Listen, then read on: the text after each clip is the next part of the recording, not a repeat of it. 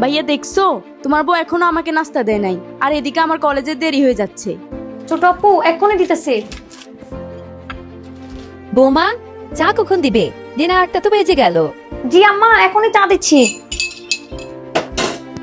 কি রে উসমান, তোর বউ তো আমার এখনো খালি পেটের ওষুধগুলো দিল না, আর কতক্ষণ আমি না খেয়ে থাকবো?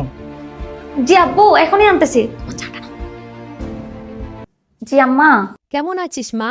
কই একটু কল দিয়ে তো কথা বলস না। আম্মা, আমি আলহামদুলিল্লাহ ভালো আছি, শুধু একটু কাজ বেশি, সেজন্য তোমার সাথে কথা বলতে পারি না আর কি।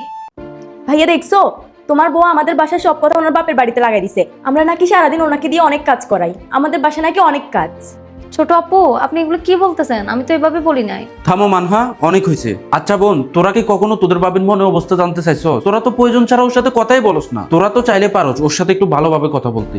আর হ্যাঁ, আমি একটা জিনিস খেয়াল করছি, ও এই বাড়িতে আসার পরে সবাই সবার কাজগুলো ভুলে গেছে। কেউ আর নিজের কাজগুলো নিজে আর করতেছে না, ওকে দিয়ে সব কাজ করানো হচ্ছে। কেন? ওকে এই বাড়ির কাজের মেয়ে। ও এই বাড়িতে আসার আগে তোমরা তোমাদের কাজগুলো করো নাই? আর হ্যাঁ, আপনাদের যখন এতই সমস্যা হয়, আজ থেকে আপনারা নিজের কাজগুলো নিজেরাই করে নিয়েন। আমি পরিবারের সবাইকে বলে রাখতেছি, ওকে দিয়ে আর এইসব কাজ করায়েন না, কারণ আমি বিয়ে করে এই বাড়িতে বউ নিয়ে আসছি, কোনো কাজের মেয়ে না। আর বোন, তোকে একটা কথা বলি, শোন, তুই তোর বাবাকে সম্মান দিয়ে কথা বলবি, কারণ তোরও একদিন বিয়ে হবে, কথাটা মনে রাখিস।